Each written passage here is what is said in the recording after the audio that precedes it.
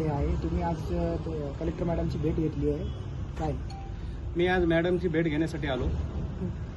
मॅडमला भेटून मी सविस्तर बोलणार आहे. मंठा शहरात आणि तालुक्यात मंठा पोलीस प्रशासन आणि PI मनोज राठोड हे वाटोळं करतायत मंठा शहराचं. आज रोजी मंठा शहरात गुटखा असेल, मटका असेल, देशी असेल, मटका, आपला चक्री, लॉटरी, वाळू अवैधरित्या मोठ्या प्रमाणात चालू आहे. आणि मी त्यांना या अगोदरही कल्पना दिली, त्यांनी काही मनावर घेतलं नाही. मी आज त्यांनाही भेट घेऊन त्यांना बी सांगितलं की बाबा हे सर्व बंद करा, नसता आम्हाला नाईलाजानं आंदोलन, उपोषण, रस्त्यावर उतरायला लागेल. आणि तुम्ही आम्हाला सहकार्य करा ही अपेक्षा आहे आमची. मी तालुका प्रमुख आहे शिवसेनेचा मंठ्याचा.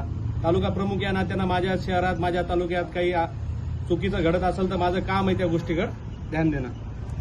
आणि त्यांना मी निवेदन दिलं. सकाळी 11 वाजता भेट घेऊन त्यांच्याशी चर्चा केली. आणि 11च्या नंतर आता वाजले 3 वाजेपर्यंत आता सध्या मी 1-2 जणांना सहज फोन लावून विचारलं काय चालू आहे. तो मला बस स्टँडच्या दुकानात तशाच चालू आहे, चौकातल्या दुकानात तशाच चालू आहे, बुक्की तिकडं पलीकडे आहे ती तशीच चालू आहे, गुटखा टपऱ्यावर तसंच चालू आहे, वाळूच्या गाड्या रोडनं तशाच चालू आहे. आणि खरं तर सांगायचं म्हणजे उसोद रोडला एका व्यवसाय चालू करून दिला पोलिसांनी हप्ते घेऊन. इथपर्यंत ते खालच्या नीच दर्जाचं काम करतायत. यासाठी कलेक्टर मॅडम असेल, SP बन्सल साहेब असतील यांनी यावर कडक कारवाई करून लक्ष देण्याची गरज आहे.